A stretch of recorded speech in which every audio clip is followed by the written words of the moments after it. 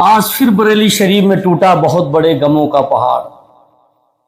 بہت بڑا غم بریلی شریف کے اندر لاحق ہو گیا۔ آپ کو خبر ملی ہوگی کہ منظر اسلام کے استاد علامہ مفتی افروز عالم یہ دنیا سے رحلت کر چکے ہیں۔ یہ استاد العلماء تھے، نہ جانے ان کے شاگرد بہترین عالم مفتی ہندوستان کیا دیگر ممالک کے کونے کونے میں پائے جاتے ہیں۔ ابھی چھوٹی سی عمر میں، بہت زیادہ عمر نہیں تھی، کم عمری کے عالم میں اتنے شاگرد انہوں نے پیدا کیے، اتنے شاگرد لوگوں کو بنائے کہ ہندوستان کیا بیرونی ملک میں بھی آپ کے شاگرد پائے جاتے۔ منظر اسلام کے بہترین مدرس میں آپ کا شمار ہوتا تھا۔ باصلاحیت بکمال عالم دین تھے، دنیا سے رخصت ہو گئے۔ اور یہ تو میرا ایمان ہے، یہ تو یقینی طور پر ہر انسان کو دنیا سے جانا، جو دنیا میں آیا اسے ایک نہ ایک دن تو جانا ہی پڑے گا۔ اور دنیاوی بیماریاں اور دنیاوی حادثات تو ایک بہانہ ہے موت آنے کے، باقی مرنا تو سب کو برحق ہے۔ اور یہ قیامت کی نشانی بھی ہے کہ قرب قیامت علم اٹھ جائے گا۔ علم اٹھنے کا مطلب یہ نہیں کتابیں ختم ہو جائیں گی یا کچھ چلا جائے گا، بلکہ علماء ختم ہو جائیں گے، علماء اٹھا لیے جائیں گے۔ مفتی افروز عالم کے آج نہ ہونے سے منظر اسلام کی درسگاہ سونی پڑی ہے۔ ان طلبہ سے پوچھو جو روزینہ صبح مفتی افروز کی درسگاہ میں بیٹھ کر علم حاصل کیا کرتے تھے، آج وہ درسگاہ سونی پڑی ہے۔ آج بچے موجود ہیں، پڑھانے والے نہیں ہیں۔ طلبہ کی آنکھیں اشک بار، پورا منظر اسلام غم میں ڈوبا ہوا۔ ایک بہت بڑا بریلی شریف منظر اسلام کے اوپر ایک بہت بڑا یہ جھٹکا ہے۔ نہ جانے کس کی نظر بد لگ گئی منظر اسلام کی اساتذہ پر۔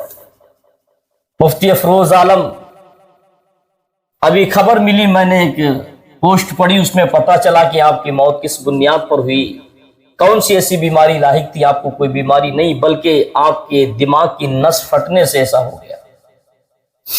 دماغ کی نس پھٹنے کے بعد بریلی کے ہاسپٹل میں آپ کو بھرتی کرایا گیا۔ وہاں علاج چلی، وہاں کے ڈاکٹروں نے جب ان کی حالت دیکھی، ان کے پھیپھڑوں میں پانی بھی بھر چکا تھا اور پیٹ کے اندر کچھ بیماریاں بن چکی تھی اور دماغ کی نس پھٹ گئی، تو وہاں کے ڈاکٹروں نے ہاتھ کھڑے کر دیے، منع کر دیا، بولے نہیں، اب ان کو کوئی اور اچھی ہاسپٹل میں انہیں دہلی وغیرہ دکھایا جائے۔ فوراً وہاں کے لوگوں نے، منظر اسلام کے اساتذہ اکرام اور آپ کے گھر والوں نے فوراً وہاں بریلی سے نکالنے کے بعد آپ کو دلی لیے جا رہے تھے۔ قریب تھا کہ دلی پہنچنے والے تھے، دلی کے بالکل قرب میں پہنچ چکے تھے، قریب ہی تھے کہ دلی کے جانے والے تھے، دلی پہنچنے والے تھے کہ راستے میں ہی آپ کا انتقال ہو گیا۔ راستے میں ہی آپ نے دم توڑ دیا، آپ کا انتقال ہو گیا، تو واپس پھر گھر پہ تشریف لے آئے۔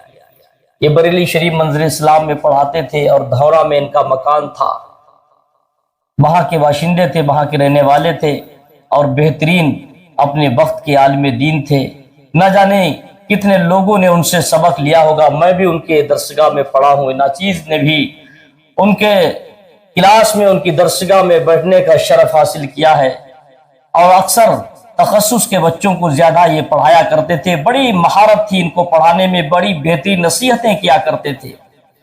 نصیحت کرنے والے تو بہت علماء ملتے ہیں، بہت سارے استاد ہمارے ہوئے ہیں، مگر جو مفتی افروز عالم جتنی نصیحت کیا کرتے تھے اتنی کوئی بھی استاد نصیحت نہیں کیا کرتا تھا۔